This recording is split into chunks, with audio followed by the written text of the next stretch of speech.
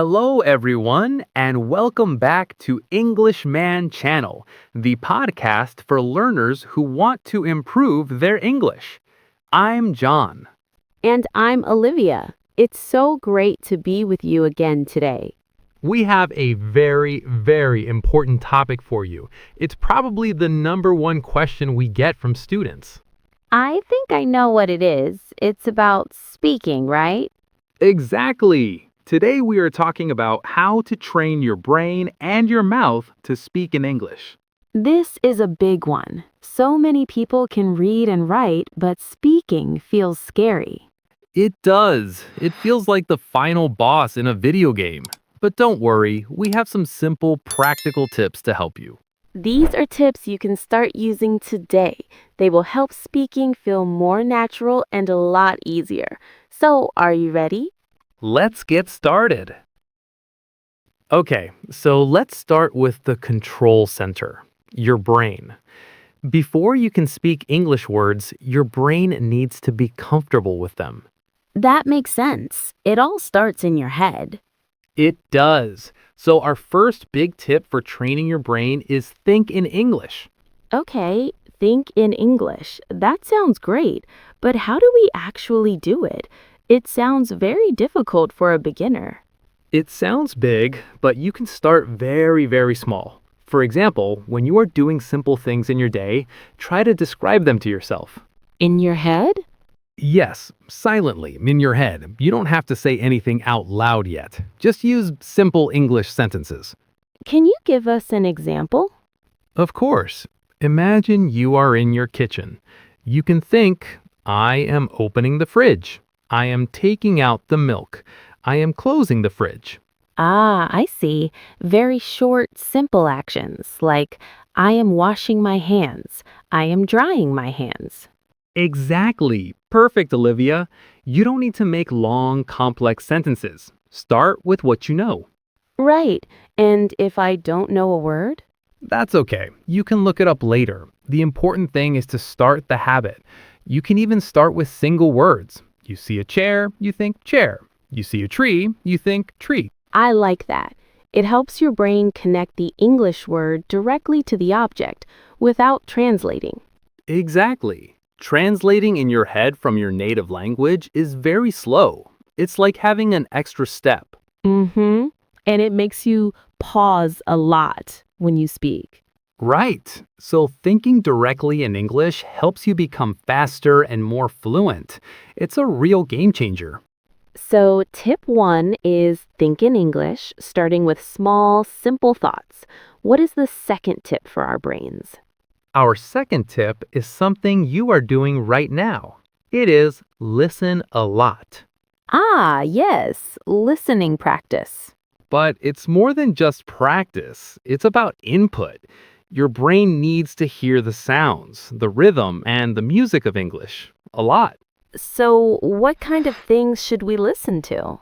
Well, podcasts for English learners are a great place to start. Like this one. Yes, hopefully like this one. Also, listen to English songs. Find songs you like and look up the lyrics. That's a fun way to learn new vocabulary and phrases. It is. And another great idea is watching simple cartoons or children's TV shows. Oh, that's a brilliant idea. The language in children's shows is usually very clear and simple, and they repeat words a lot. They do. And they often have visuals that help you understand what's happening. That's really helpful. Now, the most important rule for listening is this. Do not worry if you don't understand every single word. Right. That can be stressful for learners. They feel like they are failing if they miss a word. Exactly, but you're not. The goal at first is just to get your brain used to the sound of English. Let the words and sentences flow over you. Your brain is a sponge. It's absorbing more than you think. So it's about passive listening, just having it on in the background? Passive listening is good, but active listening is even better. Try to pick out words you know. Try to understand the general topic. But don't panic. Just listen. Okay, that's really good advice. So to train the brain, think in English and listen a lot without stress. All right, now that the brain is getting warmed up, let's talk about the physical part, training your mouth. Okay, our mouths need a workout.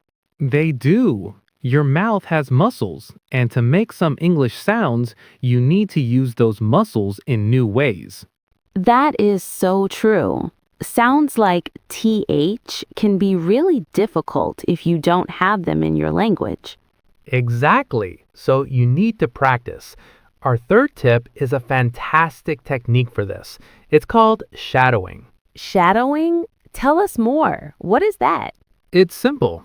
You listen to a native speaker say a short sentence, then, like a shadow, you follow them. You repeat the sentence immediately. So you're not waiting, you say it almost at the same time?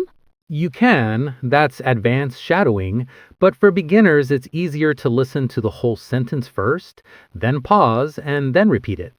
Okay.